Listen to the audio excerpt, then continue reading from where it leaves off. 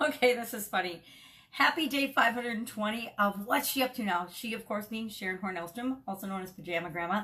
And I'm looking for, I can't remember how to create these frames or borders, and on Facebook Live or other media or on podcasts or for mostly for video. I'm looking for a frame. I want to create my own custom frame.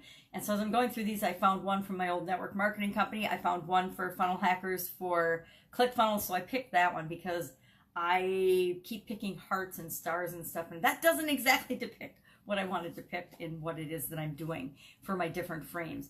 So I will remember today how to create these frames, how to create frames around my videos, because I want to do that. I want to be able to call it attention, a different frame for each of the segments that I do.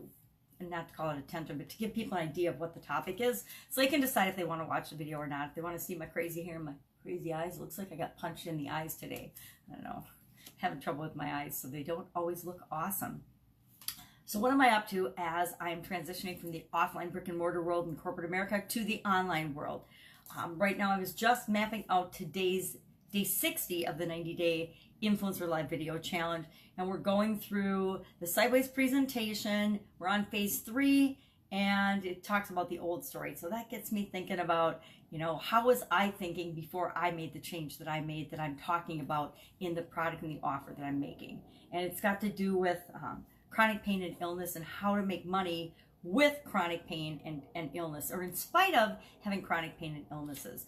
And what is the old story? What are the excuses that we're telling ourselves from an internal perspective? What stories are we telling ourselves about why we're not capable of, in this situation, making money in pain, because we've got pain. We've got pain and we've got headaches, and we can't work a traditional job, right? But I think that I decided who I'm going to advocate for and advocate against in that situation, just as I'm planning out that for this particular 90-day challenge.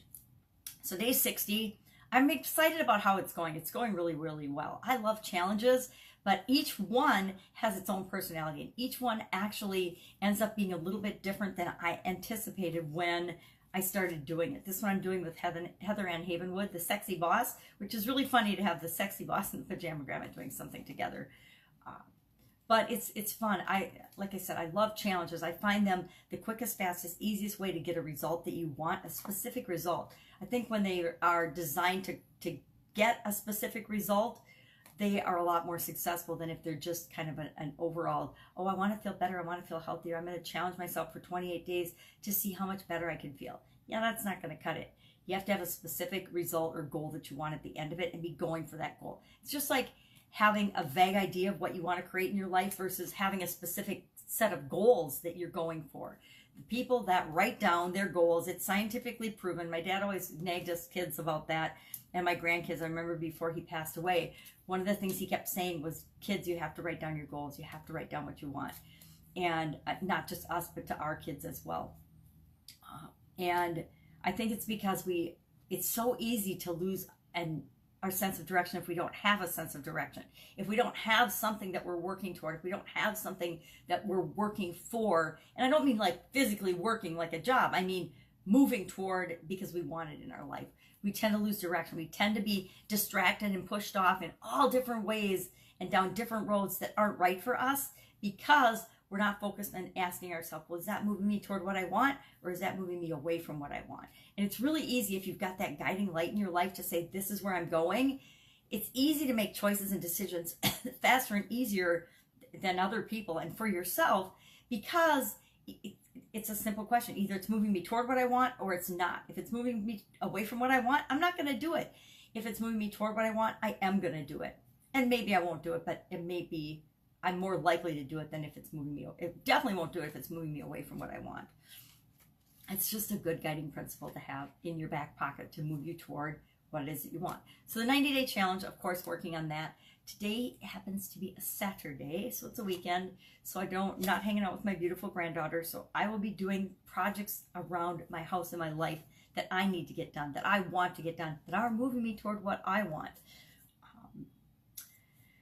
Today's topic was raising Cain and advocating and standing up for ourselves and for other people. I think raising Cain to me isn't loudly complaining or being annoying, I think that I like to look at all these things and find what's the positive aspect of it. What is the thing in it, the message in it, or the lesson that I can learn? And to me, it isn't about being wildly unpredictable or being wild and having wild behavior. It's about actually behaving in a louder sense when it's appropriate, complaining loudly when it's appropriate, in terms of speaking up against injustices, things that I don't think are right for myself or for other people. And you don't have to do that loudly. You can do that in a respectful way, without being obnoxious. I used to travel with a guy, and I hated traveling with him in corporate America, because whenever anything went wrong, he was yelling and screaming at somebody else. It was never our fault or his fault. It was yelling and screaming and blaming somebody else. And I just can't stand that behavior. It's like we all experience things for a certain reason. And, usually if we were experiencing something negative, it's because we caused it. We all missed a flight once. There were a group of us traveling together, and we missed the plane because we left the meeting late. We had to return the rental car. And by the time we did all that, we missed our flight.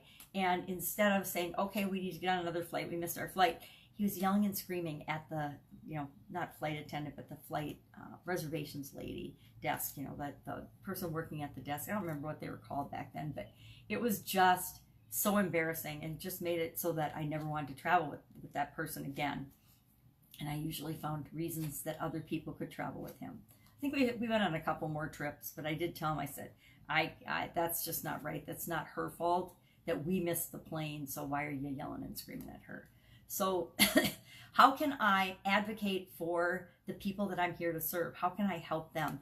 And as far as this whole chronic pain thing goes, I keep going back and forth on whether I want to actually do something in that market or not, because it does stir up so much stuff for me. It does stir up so many emotional things for me that I'm just having a hard time committing to it.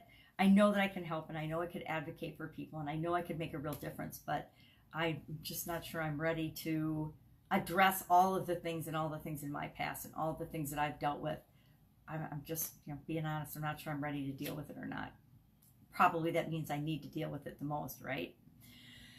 So what are you working on today? Anything I can help you with? It's a quiet day around here, and I always like distractions from having to do things around the house. So hit me up on social media or direct message me if I can help you in any way, shape, or form. I'm all about linking people up with the people that can serve them best. And if I'm that person, great. If I'm not, I probably know somebody that can help you. No matter what it is, what's your next thing? And that's the way to simplify it and figure out and stay on track. Don't think about all the millions of things you have to do, because that will stress the living daylights out of you. Just think of, what is my next thing? What is the next thing I need to know? What is the next thing I need to learn? What is the next thing I need to do? And only do that. Just do that next thing. And once you have the next thing figured out, the thing after that and the thing after that, they'll show up. They'll be right there, and you'll know with 100% certainty, okay, I did this. I took this step toward what I wanted, and this next thing showed up. The next thing I need to do showed up. This 90-day challenge, that's a good example of it. I did initially do a brainstormed list of the 90 days and what I would like to cover. And I don't think for 3 days out of 60 so far that I've ever actually landed on what I had selected for those top 60 days. I don't know that any day has ever matched up. Now, are we covering all those things? Yes. In the order I had written? Absolutely not. Do I know what I'm going to talk about tomorrow? Well, yeah, I do tomorrow, because I've been kind of doing it in little blocks at a time. This is what we're going to cover. This is what I'm going to talk about. This is what my example is going to be. And I will admit, I'm having more trouble, and it's been a bigger challenge for me actually participating in the challenge and doing my part and my role in it. Yesterday, my video was terrible. It was, oh my God, it was so bad. I had to hurry because my granddaughter showed up. They showed up on time, but early than she usually comes, and I wasn't done with my video, so it was awful. So me doing the challenge, it's hard. It's just like everybody else going through the challenge. It doesn't always turn out perfectly, but guess what? I can always reshoot that video. I can always redo it. For the challenge, I didn't. I just did it and left it out there, but I didn't share it with the group that I'm sharing with, so I will redo it. I will redo that exercise with the people that I'm here to serve in the challenge, but I didn't share it yesterday because I'm like, yeah, I'm not sharing that. Looking down at my paper and stuff, I'm like, yeah, never gonna happen. So, because I can't see it anyway, so I'm just looking down for no reason. And so it just looks awkward. So we all have those days, right? We all have those situations where we need to redo things. And me, I hate rework. So it's a struggle for me, but I will do it. So what are you working on? If I can help you in any way, let me know. Otherwise, of course, I'll be with you tomorrow and let you know what I'm working on as I transition from the brick and mortar world of business to the online world. Take care. See you tomorrow.